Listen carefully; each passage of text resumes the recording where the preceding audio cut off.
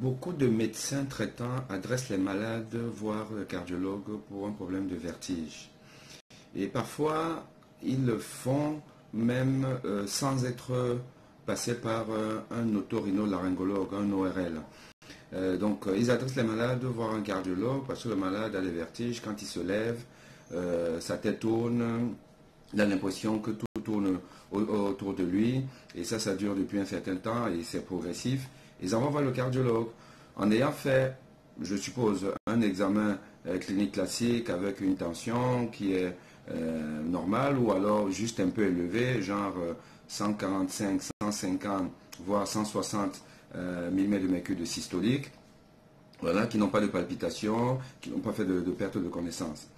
Alors, ce qu'il faut savoir, c'est que le vertige a un signe fréquent dans les pathologies ORL, pathologie de l'oreille interne, donc l'équilibre et tout, donc l'appareil vestibulaire. C'est d'abord la première cause. Il y a des causes cardiologiques, ça c'est sûr, mais les causes cardiologiques sont faciles à diagnostiquer. Donc un médecin traitant doit savoir suspecter effectivement une cause cardiologique de vertige. C'est par exemple une hypotension artérielle, c'est une tension qui est très basse, en dessous de 90 mm de mercure de systolique. Oui, on peut avoir des vertiges. On peut avoir des vertiges parce que la tension est très élevée.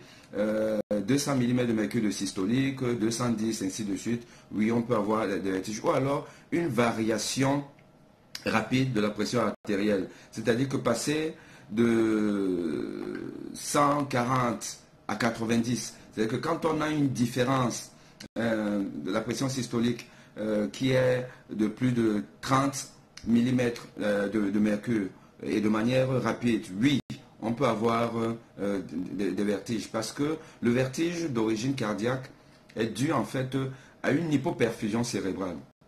Une hypoperfusion cérébrale, c'est-à-dire que le sang qui est éjecté par le cœur en systole, qui est éjecté dans tout l'organisme et donc notamment au cerveau, le cerveau ne se nourrissant que du glucose, le glucose étant amené par le sang, voilà, et donc cette hypoperfusion qui va donc hypooxygéner le cerveau peut entraîner des troubles de l'équilibre. Mais ça, on le voit, on le sait, c'est facile.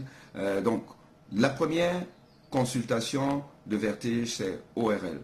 ORL, c'est quand l'ORL a tout éliminé, qu'après on peut envisager d'autres causes neurologiques, cardiologiques et autres. Voilà, ça c'est ce qu'il faut retenir. À bientôt.